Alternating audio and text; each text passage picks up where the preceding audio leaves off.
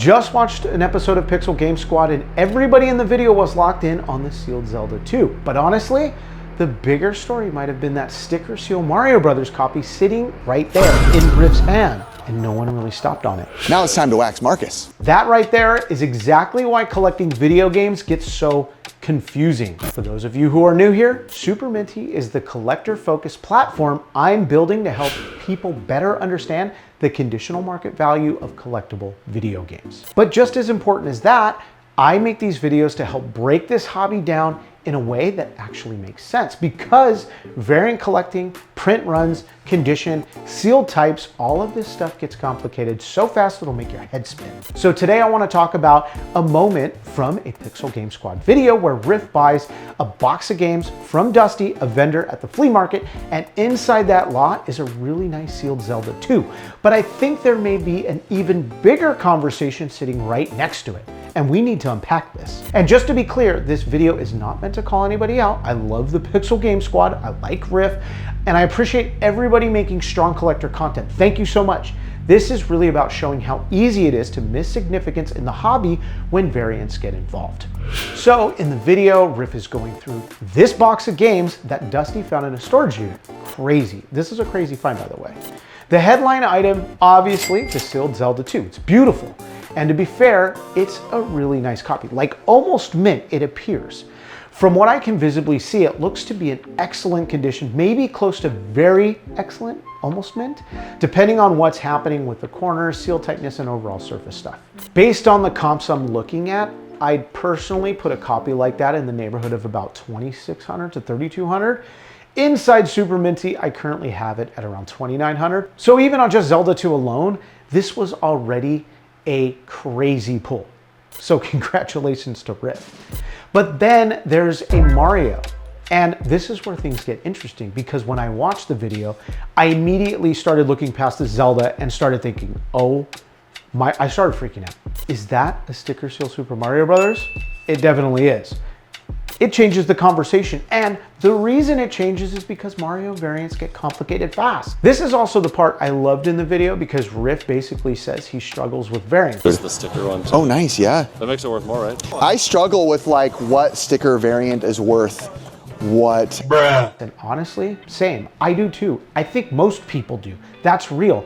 Variants are extremely difficult. Even people who have been around this hobby for a long, long time get mixed up in them. But to kind of simplify it, one of the ways we separate early Nintendo prints is by looking at things like the trademark or reserve markings. A game can start with a TM, meaning it was trademarked. Later, that can shift into a registered mark, and that helps place releases into a rough timeline. That doesn't explain every single variant perfectly, but it's one of the standards collectors use to help make sense of the sequence. And that's why this stuff matters, because from a distance, two copies can look almost identical, but one can be worth more dramatically than the other.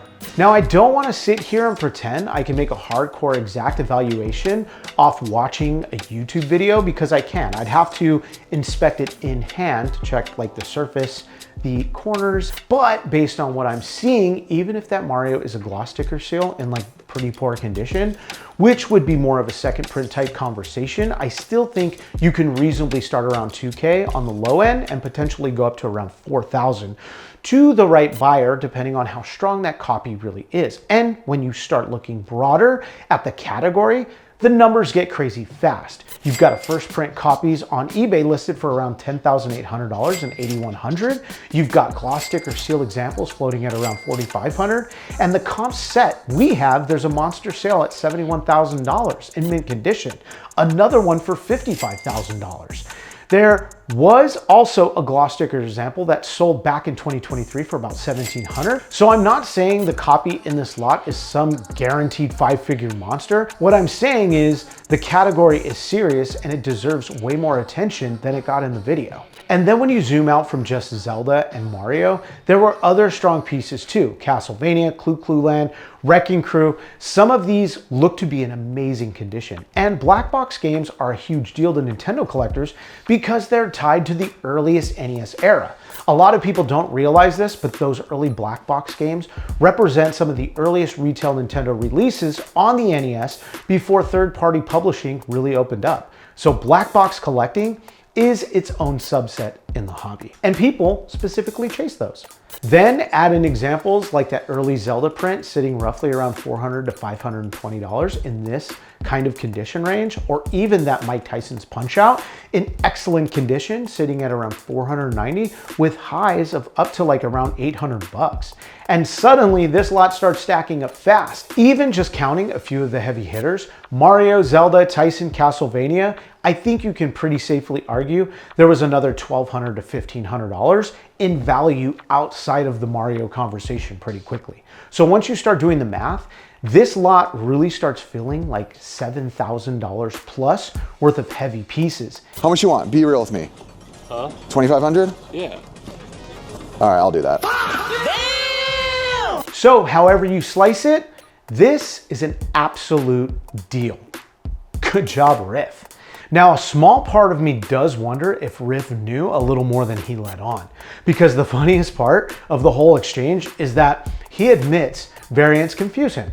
That's cool. And Dusty basically hits him with a collector version of like, whatever, man, and just totally walks away. So a part of me is like, I see you, Riff.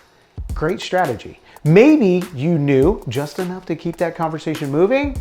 Yeah. There's so many different versions. I The sticker struggle. wants a good one. But honestly, I don't think this is about anybody trying to get anything over. I really think this is a better example of how confusing this hobby can be, even for people like Riff who are super deep in it. 10 plus years of it. I think Riff is probably 20 plus years in it. And that's exactly where Super Minty comes in, because right now we really only have one major price tool people reference in the space, and you all know who that is. The issue is when you average together sales for wildly different conditions, the value usually gets dragged down. That might be great for buyer trying to get a deal, but it doesn't really help collectors understand what they're actually looking at. Condition matters, variance matter, timing matters, confidence in the data matters. That's what I'm trying to solve. Not trying to create drama, not trying to nitpick other collectors. It's not my thing. Not trying to act like I know everything either, because I don't. But to help make this hobby easier to understand. Don't we want that? So again, shout out to the Pixel Game Squad, shout out to Riff, shout out to that dude Dusty for that sweet deal. This video isn't about calling anyone out. It's about showing how a moment like this proves why better collector tools are needed. Because sometimes the most important game in the lot isn't even the one everybody is talking about. If you're into collectible video games, variants, print runs, and understanding what this stuff is actually worth, consider subscribing, because that's exactly what I'm building here. Collect, track, value, free. See you in the next video.